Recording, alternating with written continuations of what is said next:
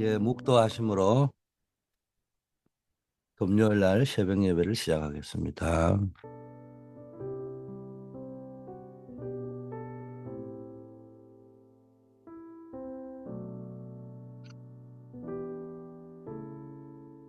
아버지 하나님,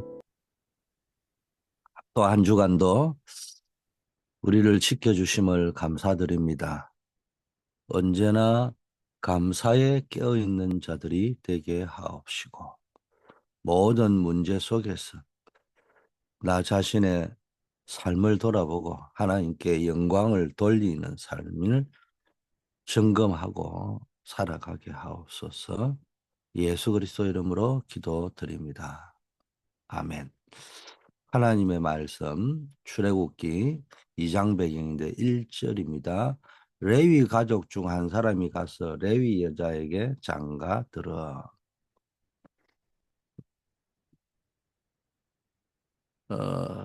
언약의 백성들, 전도자의 삶을 사는 사람들은 오력을 누리는 절대망대가 항상 있어야 됩니다.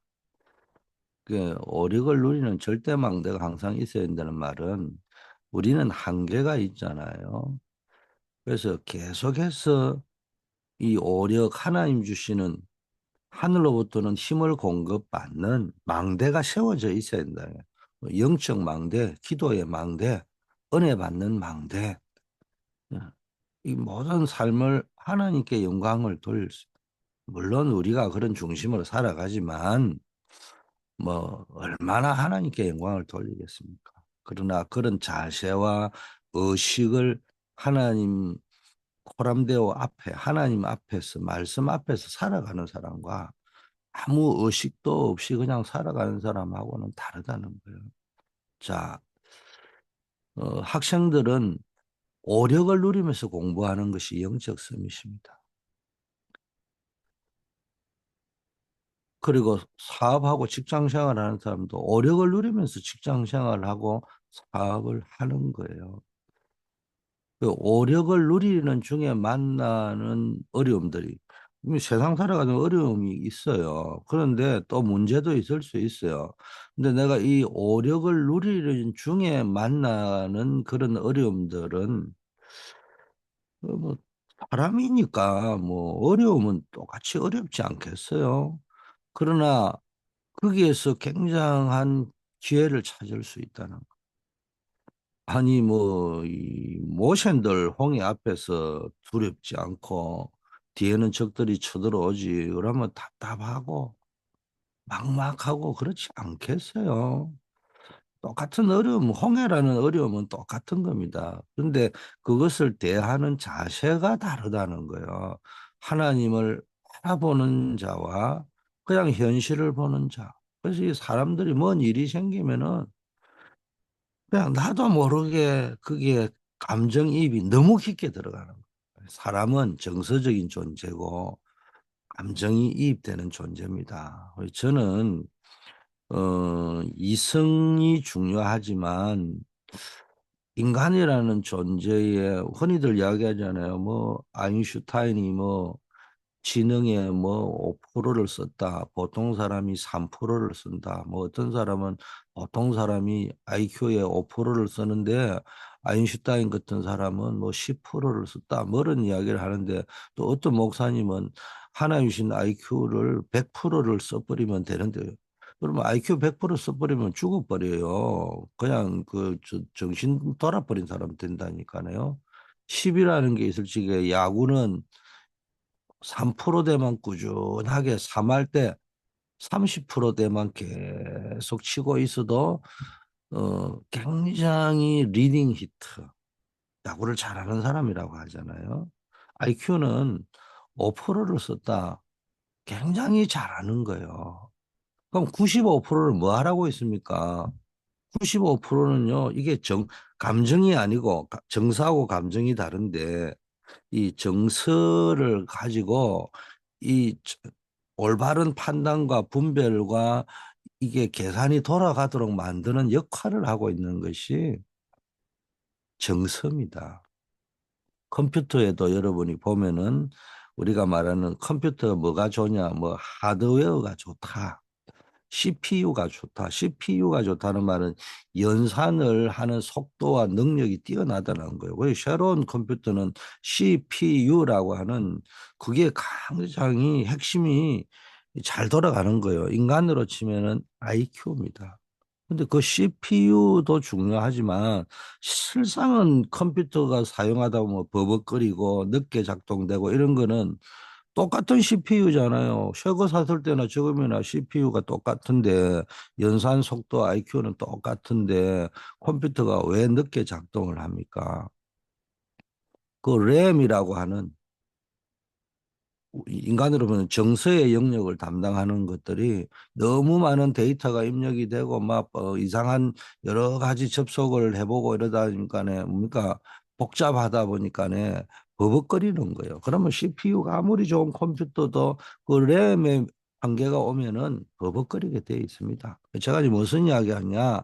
인간은 정서적인 존재이기 때문에 감정이 5%, 저 IQ라고 할 적에 이성이 5%라고 하면은 뭐 뛰어난 사람들이 95%는 정서입니다. 그래서 어떤 상황을 보면은 정서적으로 흥분이 되기도 하고 막 이런 것들이 있을 수 있어요. 그래야 그게 정상입니다. 그러나 그거로 끝나면 안 된다는 말이에요. 거기서 제가 자꾸 이야기하면 분별하고 그거 거기에서 내가 가야 될 거 가지 말아야 될 길, 지식적으로도 알아야 되지만 다른 사람의 삶의 모습을 보면서도 아, 이거는 아닌 것 같다. 나는 갱신을 하고 나는 늘 나를 점검하고 안 가야 되는 길이다. 이런 거를 점검할 수 있어야 됩니다. 그러나 뛰어넘을 수 있어야 돼요. 그래서 그 문제를 뛰어넘을 수 있는 답을 가지고 있어야지 되는 겁니다. 오력을 누리는 중에 여러분 이런 일들을 당하면은 그게 오히려 굉장한 전환점이 되고 기회가 될 수 있는 겁니다. 자, 영역에서 지력이 나오고 체력이 나옵니다. 이 영역, 지력, 체력, 그리고 살리는 응답, 이게 경제력이 나옵니다. 이때부터 인력이 나오는데 인력 중에 인력이 제자입니다. 근데 여러분이 잘 아셔야 될 게 목사들이 설교하는 거는 어쩔 수 없이 제가 이야기하잖아요. 성경이 하나님이 감동으로 쓰여져 있는데 성경 자체도 하나님의 영으로 감동되어져 있지만은 이게 누구가 읽을 거라고 전제하에 기록이 되었느냐 하면은 한계를 가진 인간이 그 성경을 읽고 구원받기에 충분하도록 기록되어져 있습니다. 성경은 하나님의 감동으로 쓰여져 있지만은 독자는 누구요? 인간이라는 거예요. 그 인간을 독자로 하고 성경이 성령의 감동으로 기록이 되어 있는 겁니다. 그 말은 성경은 인간적인 언어로 기록이 되어져 있는 겁니다. 그렇기 때문에 그 성경은 성령의 감동으로 되어 있고 구원받기에 충분하고 무오한 말씀이지만 그 성경은 인간의 언어로 만들어져 있기 때문에 인간이 자아적으로 자기중심적으로 충분히 해석할 소지가 있는 거라는 겁니다. 그러므로 사람이 하는 설교는 어떤 훌륭한 사람이 해도 한계가 있는 겁니다. 그래서 당장 영역에서 지력이 나오고 체력이 나오고 그러면 항상 응답이 뭡니까? 일어나는 경제력이 나오고 참 제자가 일어나는 인력이 나온다. 그 말을 했는데 출발이 영역에서 시작했습니다. 굉장히 중요한 겁니다. 그런데 이거는 뗄래야 뗄 수 없어요. 영역이 체력이고 영역이 지력이기도 하고요. 때로는 체력이 영역이기도 하고 때로는 체력이 지력이 거기서 나오기도 하고 여러분 한번 아파 보세요. 저는 막 아시다시피 막 어떤 사람은 건강 염려증에 빠져 있는데 저는 건강 가신증에 빠져 있던 사람 아닙니까? 그러다가 이제 나이가 들다 보니까네 남에게 말 못할 굉장히 체력의 바닥이 나고 아픔이 오고 한계가 올 때가 하루가닥 한 번씩 있어요. 그때는요, 아, 이게 이거구나. 내가 이게 떠들고 자랑할 것이 못 되구나. 이거 뭐 제대로 지력이 안 나와요. 판단력이 제대로 안 나옵니다. 생각 자체가 안 돼요. 그냥, 빨리 여기서 빠져나와야 되겠다. 그래서 체력이 지력이고 영역입니다. 이거는요, 동전의 양면성과 같아서 서로가 분리가 될 수 없어요. 다 하나님이 은혜를 받고 계속해서 영역, 지력, 체력, 경제력, 인력의 부분을 우리는 응답을 받아야 되는 겁니다. 이게 치유되어져야 됩니다. 그래서 가장 큰 치유가 인간이 완벽할 수는 없지만 이 메시지를 붙잡고 오력을 누리는 절대 망대가 있어야 된다. 이걸 여러분이 붙잡으셔야 돼요.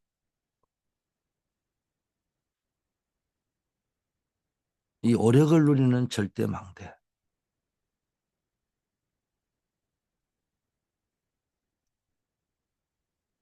자, 그러면은 렘넌트 7명처럼 절대 망대를 세우면은 24 집중 기도가 필요한 겁니다. 절대 망대를 세우려고 하면은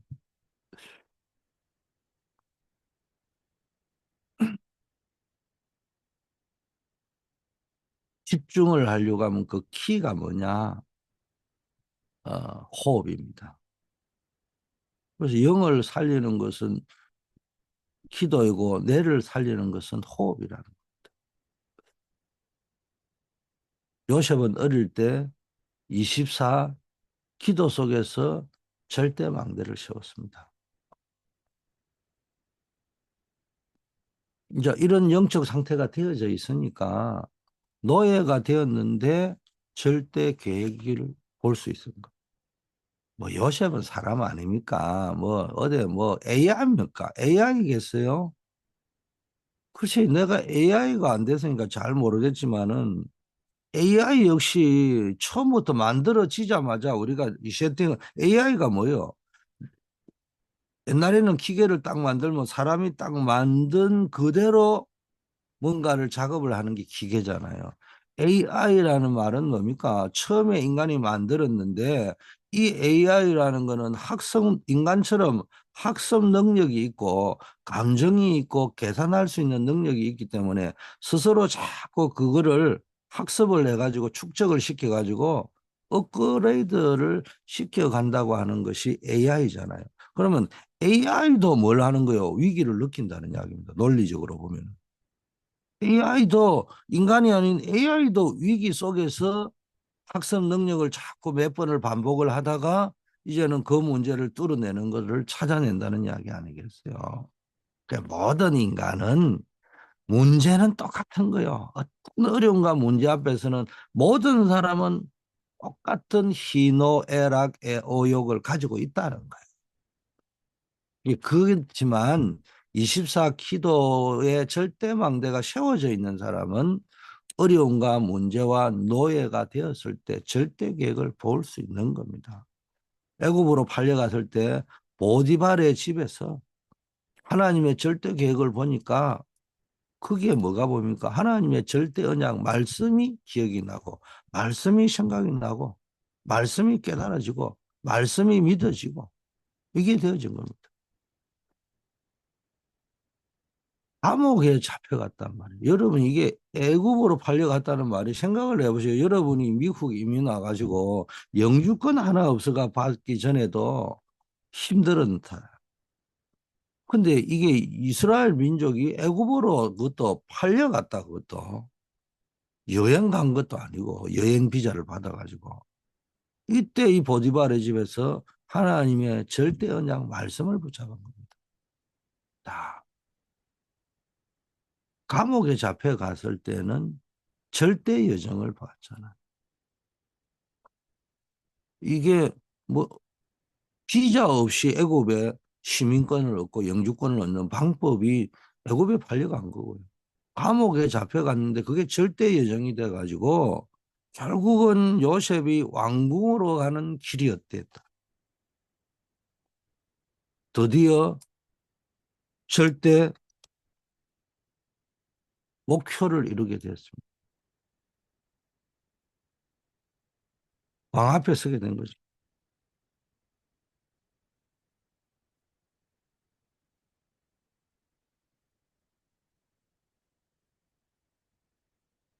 꿈꾸던 일이 벌어졌습니다. 절대 목표. 이제 드디어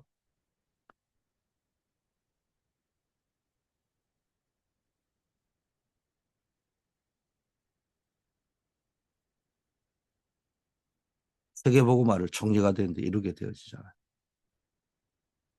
이것이 이제 아무도 막을 수 없는 절대 응답이 되었다는 거예요. 이렇게 하나님이 만들어 가시는 데는 아무도 막을 수가 없는 겁니다. 우리는 이걸 보고 가야 됩니다.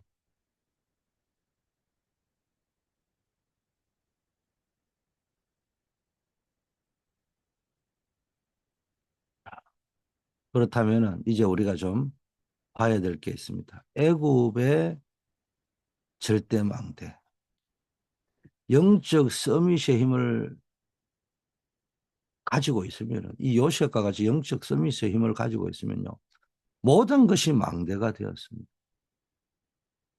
요셉이 죽고 난 이후에는 또 바로 왕이 이스라엘을 없애려고 했잖아요.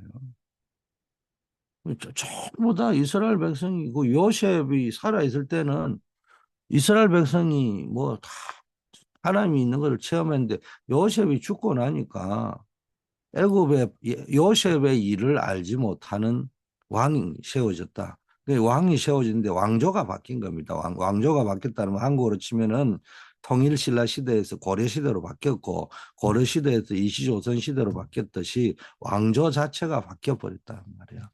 그러니까 이제 이스라엘을 없애려고 하겠죠. 이스라엘을 없애려고 하는 거는, 성경에는 이스라엘이 계속 강대국이 강하게 아이들이 막 계속 많이 태어나고, 건강한 남자아이들, 똑똑한 남자아이들, 요즘 유대인이 얼마나 뛰어난 민족이라고 합니까? 뭐 그런 민족들이 막 태어나니까 그 당시에도 겁이 났겠죠.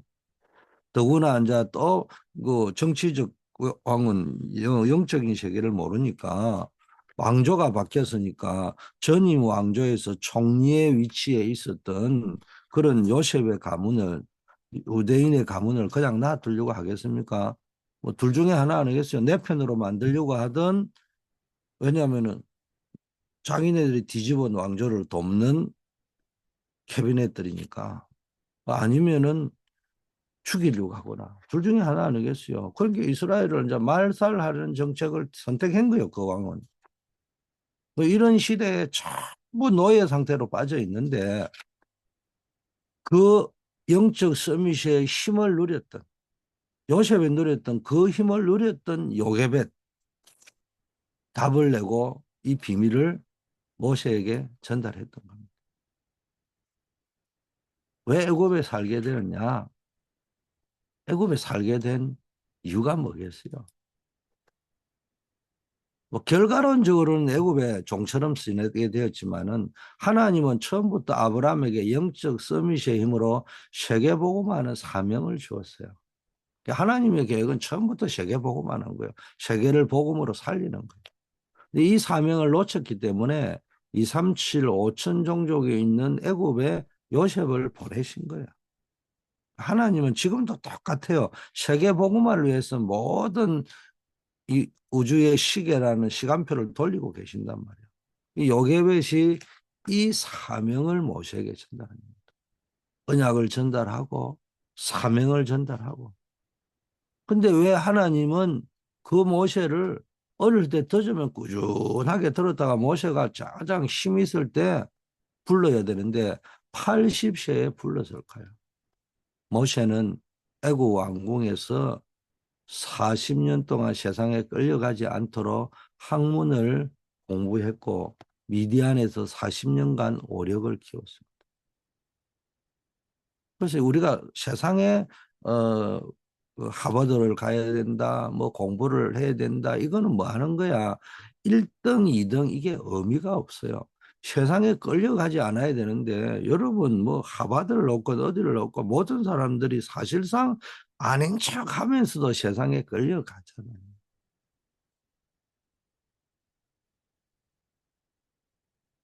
거기서 뭡니까?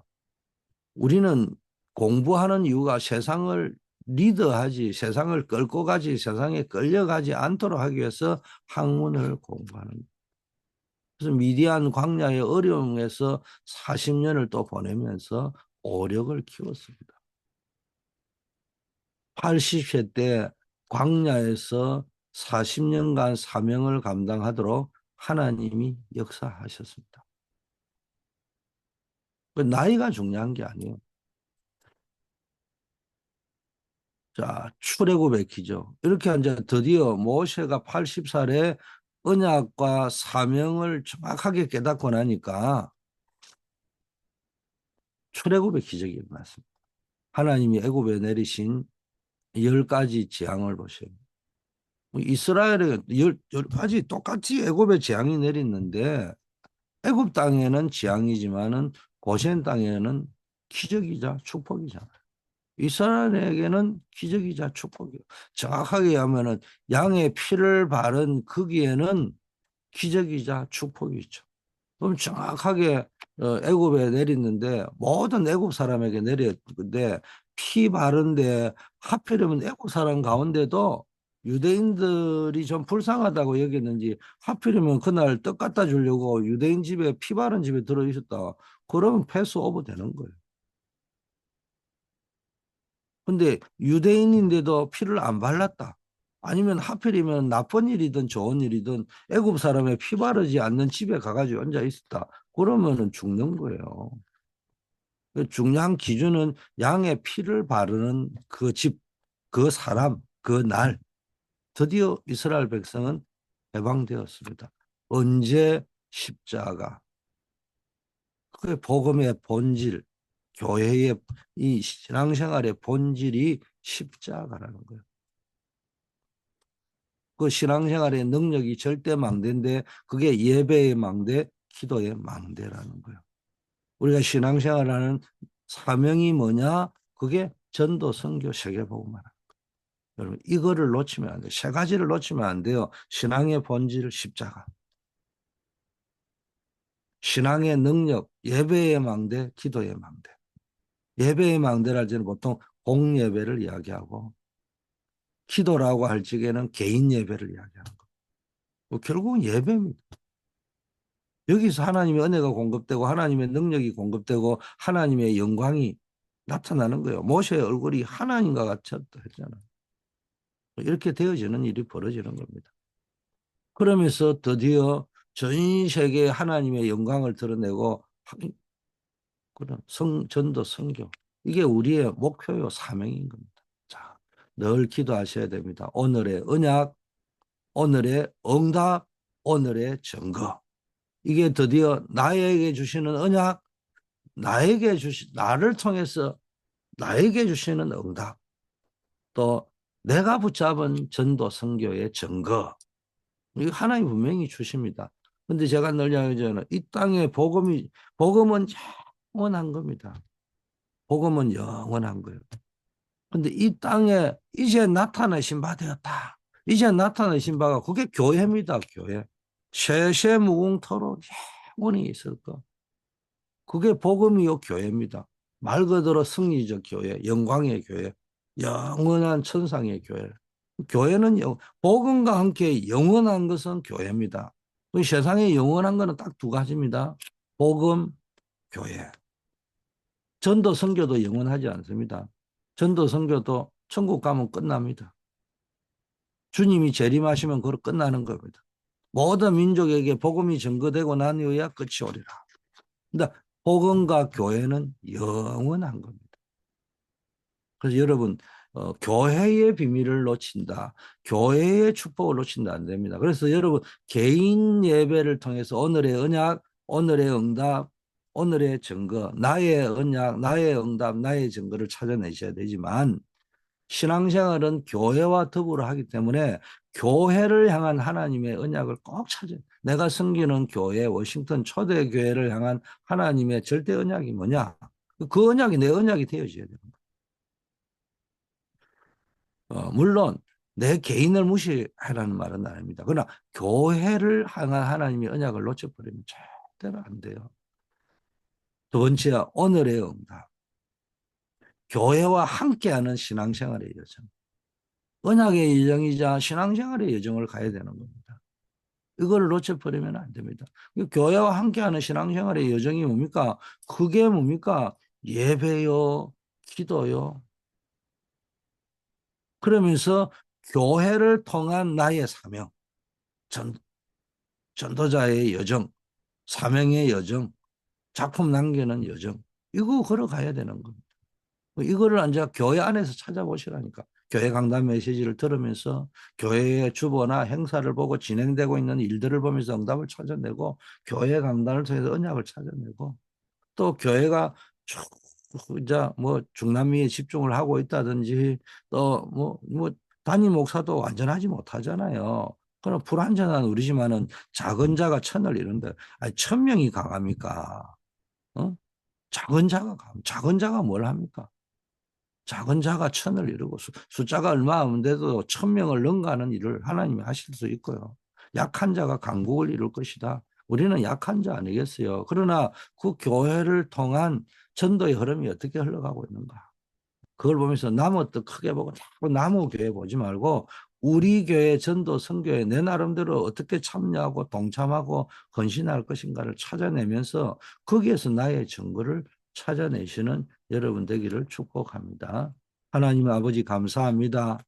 우리에게 영역, 지력, 체력, 경제력, 인력의 축복을 지금 우리에게도 누리게 하옵소서. 이 안식과 평안함을 날마다 누릴 수 있게 하시고 하나님 주시는 능력을 가지고 교회를 살리고 현장을 살리며 세계를 살리는 주역되게 하옵소서. 우리를 현장 살 전도자로 선교사로 불러주심을 감사합니다. 우리 렘넌트들 캠퍼스 현장에서 군 현장에서 직장 현장에서 전도운동의 시스템들을 세우는 주역되게 메이커가 되게 하옵소서. 우리 한우들 기억하여 주시옵시고 긍휼히 여겨 주시옵시고 이분들의 아버지 하나님의 기도에 응답하옵소서. 어려움 당하는 분들 또 중요한 일을 앞둔 분들 주님 앞에 간절히 기도할 때 그 기도에 응답하옵소서. 우리 전 성도님들 기도의 비밀을 누리는 자, 기도의 망대를 가진 자 되게 하옵소서. 내일 임직식이 있습니다. 아버지여 하나님의 영광이 드러나게 하옵시고 임직 받는 분들 이미 또 임직 받으신 우리 모든 중직자들 새로운 사명을 확인하는 현장이 되어지고 그런 사명식의 현장, 성인식의 현장, 사명식의 현장, 파송식의 현장이 되어질 수 있도록 축복하여 주시옵소서. 예수 그리스도 이름으로 기도하옵나이다. 아멘. 만왕의 왕이요 만주의 주가 되신 예수 그리스도의 은혜와 하나님 아버지의 무한하신 사랑하심과 성령님의 교통 충만 역사하심이 예배와 기도의 망대를 세우고 늘 십자가 구원의 축복을 누리며 이 생명의 복음 운동을 땅 끝까지 그리스도의 십자가 복음 증가하는 주역되기로 결심한 새벽을 밝히는 기도의 파수꾼들 위해 이제부터 영원까지 함께 계실지어다. 아멘.